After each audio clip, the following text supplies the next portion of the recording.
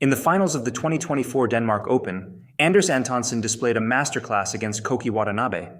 In this video, we will break down Antonsen's strategy, which perfectly took advantage of Koki's playstyle and reach, and how Antonsen ultimately used this strategy to complement his own game as well.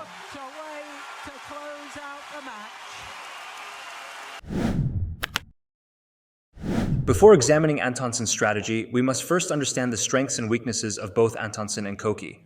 To put it briefly, Antonsen's strengths lie in the midcourt and front court.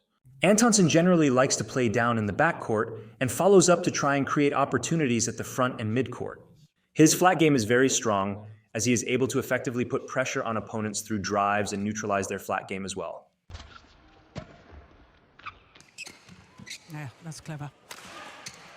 Oh, how on earth did he get that back? Antonsen also has good touch at the front court and is very good at spinning net shots back. Went through my mind that sometimes a shot like that just changes. However, Antonsen's backcourt is not as deadly because he simply lacks the raw power. While his smashes are very accurate and steep, players at Antonsen's level do not feel as much pressure pushing him to the back. Nice net shot. Koki, on the other hand, is very fast on his feet and has strong attacking play. He also has similar strengths to Antonsen. He is quite strong in the flat game and has a good touch at the net. However, Koki's around the head side seems to be his best asset, as it is very difficult to guess what shot he is going to play from there. Koki's smash is powerful and he has a good stop drop. But his weakness lies in his reach and height. At only 5 foot 5 inches, or 166 centimeters tall, Koki must take more steps when running the cross, which effectively causes him to lose more energy.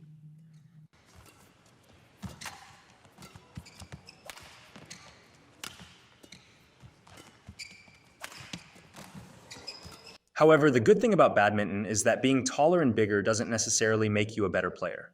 These attributes can still be used against you, and in this case, it can be used against Antonsen. Knowing these strengths and weaknesses, we can now expand on Antonsen's strategy. If you've watched this video up here, in which we discuss how to play against faster opponents, you will know that slowing the pace through a four-corner style and breaking your opponent's rhythm is the way to go. And this is exactly what Antonsen did against a faster player like Koki.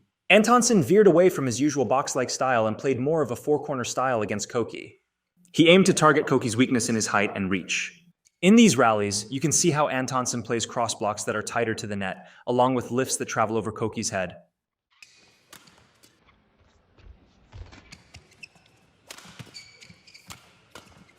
Because Koki is shorter, these lifts can be faster and flatter, as he lacks the reach to cut off these pushes.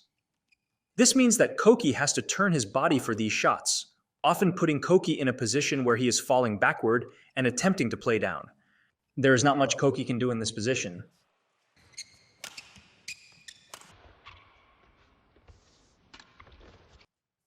On top of this, Antonsen's control on his lifts was exceptional in this match. So even if Koki attempted to force a smash to try to speed up the pace of the game, Antonsen would still have full control of the shuttle.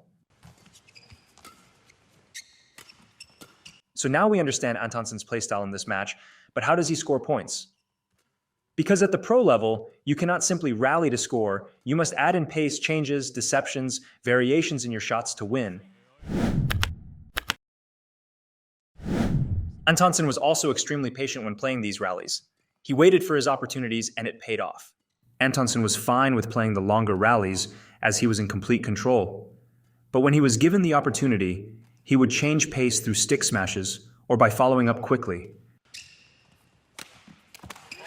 In these rallies, you can see that Antonsen is changing not only the pace, but also the direction with cross-court smashes. On his around the head side, he mainly hit down and straight, but suddenly, he hits cross, which catches Koki off guard. Oh, good block.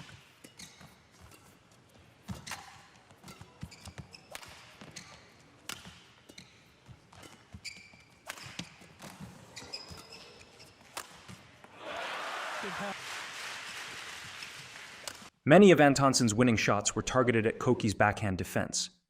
Because of Koki's lack of reach, these accurate smashes could not be simply blocked by reaching out the racket. Instead, Koki's right leg must move across his body to turn and reach the shuttle. This takes time and energy, hence why Antonsen won points off this shot. Antonsen changed pace not only in the back but also in the front court. He was excellent at transitioning from fast to slow. Like in this rally, where he full smashes in the back and follows up with a slow but tight net shot at the front court.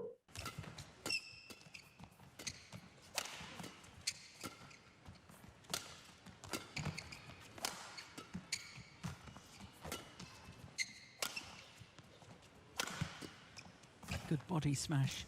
Yeah.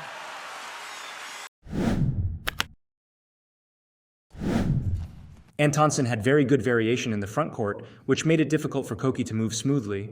It was difficult for Koki to guess whether Antonsen would play back to the net or push him to the back because of these little holds where Antonsen would show his racket face first and then change last second. Rally. Brilliant. And on top of this, Antonsen also had shots where he would block further into the court and preferably more at Koki's body to incite Koki to play back at the net where he would be waiting. According to the commentators Steen and Jill, this is the type of shot that Antonsen's coaches told him to play more of. Kasper, on his side, called for small deceptions and then play to the front court or play into the mid-court area below the tape where Watanabe will try to play back at the net. Blocking further and more into Koki's body is especially effective when Koki has just hit a shot in his backcourt. This is because Koki expects a shot towards the front court, as Antonsen has often played a tighter block towards the net after pushing Koki to the back. So when a shot comes at him in the midcourt, the natural response is to simply block. Antonsen knows this and waits for Koki at the net, which is also a display of his ability to anticipate. Speaking of anticipation and variation, we also want to take a look at Antonsen's service. While service is likely the most important shot in the game, it is quite often overlooked. However, having an effective serve and anticipating the next shot that will come is crucial to put you ahead in rallies.